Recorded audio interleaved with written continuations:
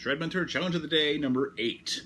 Today I'm going to be using a Japanese pentatonic scale called the Hirojoshi scale.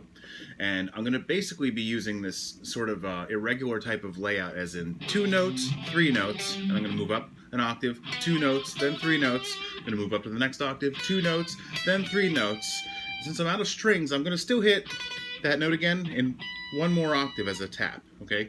Basically, the rationale here is that there's 3 octaves, which makes it a multiple of 3. 1, 2, 3, 4, 5, 1, 2, 3, 4, 5, 1, 2, 3, 4, 5. That's 15 notes. That's going to be a multiple of 3, so I can play it like triplets.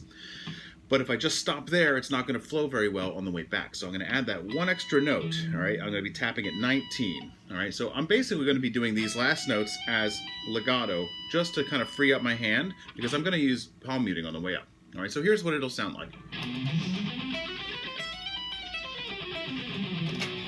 All right, it's not really the best way to use this scale, but it's a good level 1 kind of training ground for getting used to doing so many kind of position shifts and then shifting between something like legato and palm muting, which are kind of on opposite ends of the texture spectrum, right? So once again, it's 2 notes, then 3, move up an octave, 2 notes, then 3, 2 notes, then 3, and I'm going to be hammering on those.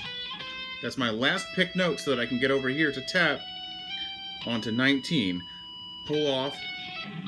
Now right there is where I usually pick, and that's an upstroke. And that way, my first pick stroke every single time is a downstroke. I kind of really like to set things up to be the same pick stroke the whole way through, so if I can kind of analyze what the picking would have been for the whole thing if I picked it, I can kind of figure out which pick stroke to come back in on. In this case, it just works out that I'm done with the first string and my hammer-ons and pull-offs are kind of done.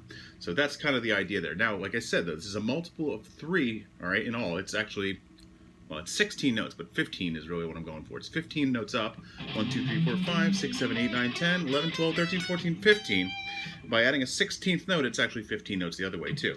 So 1, 2, 3, 4, 5, 6, 7, 8, 9, 10, 11, 12, 13, 14, 15. That way it makes it a multiple of 3 in both directions and makes it so that I kind of have the go-ahead to just go ahead and make it sound like triplets now.